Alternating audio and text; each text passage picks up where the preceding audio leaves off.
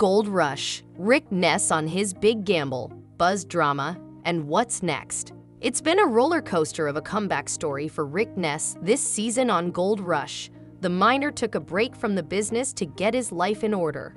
Starting from the ground up, assembling a crew, living week to week wondering if he'll get enough gold to pay the landlord, and working through equipment issues, all to keep his operation afloat. He sold his mom's home to make this run possible. It's all come down to one go big or go home gamble, venturing back to Rally Valley, a place that brought him some of his best fortune and also his biggest challenges. As the season nears completion, we caught up with Ness about all he has been through and what's to come. Rick Ness, I think we are both pretty busy people. We don't see each other very often, even though we are in the same spot on the Yukon. I hadn't seen Parker in a couple of years and saw him in the spring. It was nice to catch up and ease into something familiar. You had a rough and slow start, but had those little victories to carry you through the season so far. What do you make of your comeback story? I started with less than when I had the first year on my own.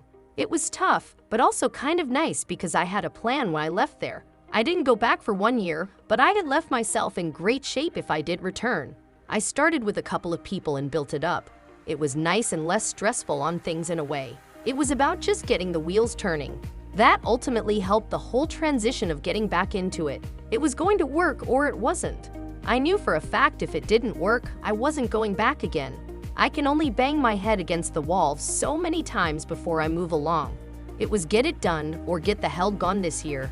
You assembled a unique and dedicated crew, which brings its own dynamic. There was a point where Buzz Legault was going through his issues.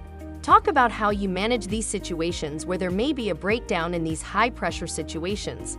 It's a unique situation to be in when something like that happens. Most people go through things like that. Either they have a family or someone else to go through it. Where we're at, we're all each other's has. For Buzz, there is no other outlet. I've been in that place myself. I like to think I'm pretty good in those situations, especially since I've been through a lot of them. With Buzz, it was about just letting him know if you need to talk, I'm here, don't keep it in. Buzz was the big surprise for me this season. I really had my doubts. I really didn't think I would hire him. I told him this. I didn't know him and knew where he came from. He didn't have a good track history, so I didn't expect much. I needed help for a couple of weeks. I thought I would give him a shot. I was pleasantly surprised. He flat out worked and kept working and knows what has to be done. I had someone I could count on and trust that if I wasn't around, I would know it would be run the way I wanted it to. I don't know if he had been in a position like that before, so there are bound to be things he may do wrong, but it was more or less getting his confidence. He was doing things right that he thought were wrong a lot of times. We were arguing about where we would focus our attention. I don't mind pushback. He has an opinion, which he should because he is out here and doing it. I welcome the opinion, but at the end of the fucking day, I make that call. Thanks for watching this video. Please subscribe our channel. Thank you.